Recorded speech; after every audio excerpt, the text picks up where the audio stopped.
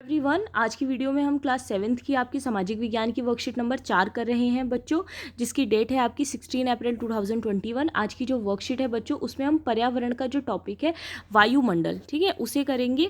पृथ्वी के चारों ओर फैली वायु की पतली परत को वायुमंडल कहते हैं। तो बच्चों, जैसे मान लीजिए ये हमारी पृथ्वी है, ठीक है, तो इसके चारों तरफ एक पतली सी परत फैली हुई होती है जिसे हम वायुमंडल कहते हैं, ठीक है।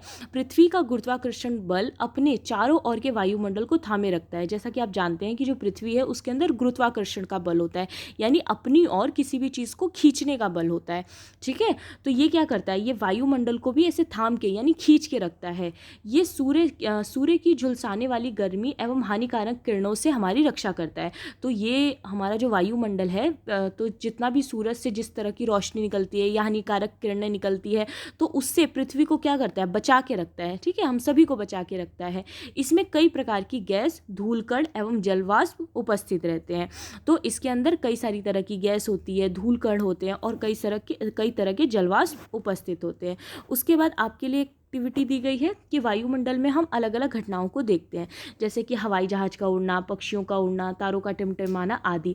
वायुमंडल में होने वाली ऐसी घटनाओं की सूची बनाइए तथा वायुमंडल के महत्व का वर्णन कीजिए।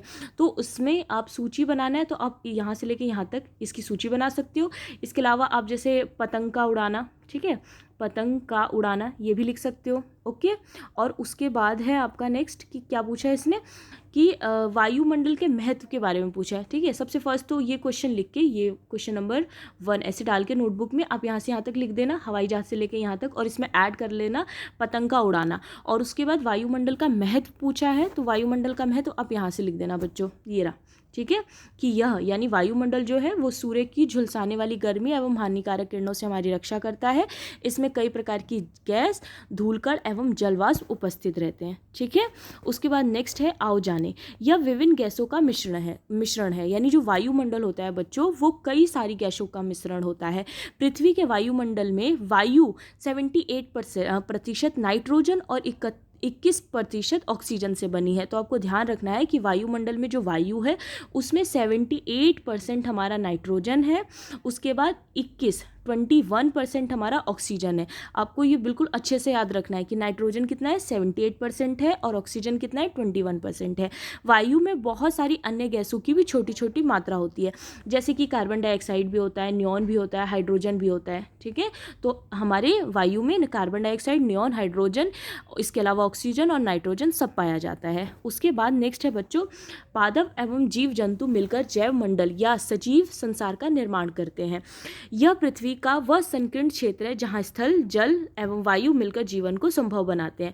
तो जैव मंडल हमारा क्या होता है बच्चों, जहाँ पर स्थल का भाग, ठीक है, जो स्थल होता है जहाँ पर हम रहते हैं, जहाँ पर कृषि करते हैं, वो वाला पार्ट, आपका वाटर वाला पार्ट, ठीक है, जल वाला जो पूरा हमारा क्षेत्र है, और वायु वाला जो पूरा क्षेत्र है, तो ये सब मिलके हमारे जैव मंडल का निर्माण करते हैं, ओके। उसके बाद है बच्चों वायुमंडल की परतों के, देखिए यहाँ पर नाम दिए गए हैं कि वायुमंडल की हमारी कितनी परतें होती हैं। तो देखिए इसकी क्षोभ मंडल, समताप मंडल, मध्य मंडल, ताप मंडल और बाह्य मंडल, पूरे 5 आपकी परतें होती हैं। आपको इनके नाम अच्छे से याद करने हैं, ओके।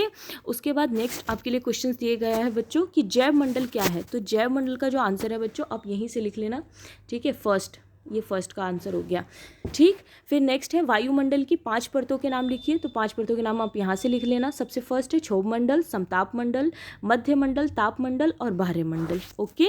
उसके बाद नेक्स्ट क्वेश्चन है थर्ड, रिक्त स्थान भरो, निम्नलिखित वायुमंडल में पाई जाने वाली गैसों के नाम है, उपयुक्त अक्षरों का प्रयोग करते हुए शब्दों को पूरा कीजिए। तो इसमें वायुमंडल में ये गैसें पाई जाती हैं। फर्स्ट है ना और जल दे रखा है, तो इसमें क्या भर सकते हैं हम, नाइट्रोजन हो सकता है ना ये। उसके बाद ये देखिए इसमें फिल इन द ब्लैंक्स है, तो ये कौन सा हो जाएगा, ये हो जाएगा हमारा ऑक्सीजन। और ये हो जाएगा का दे रखा है, डाई दिया है, सा दिया है, यानी कि ये कौन सा है, कार्बन डाइऑक्साइड है, ठीक है। फिर फोर्थ में नी दिया हुआ है, तो ये कौन सा हो जाएगा, नियॉन हो जाएगा। फिफ्थ है हा और ज दिख रहा है हमें, तो ये हाइड्रोजन बन सकता है, ठीक है बच्चों। क्वेश्चन नंबर 3 डाल के आप इसी तरह से nitrogen, oxygen, carbon dioxide, neon और हाइड्रोजन इसी तरह से लिखोगे, ओके।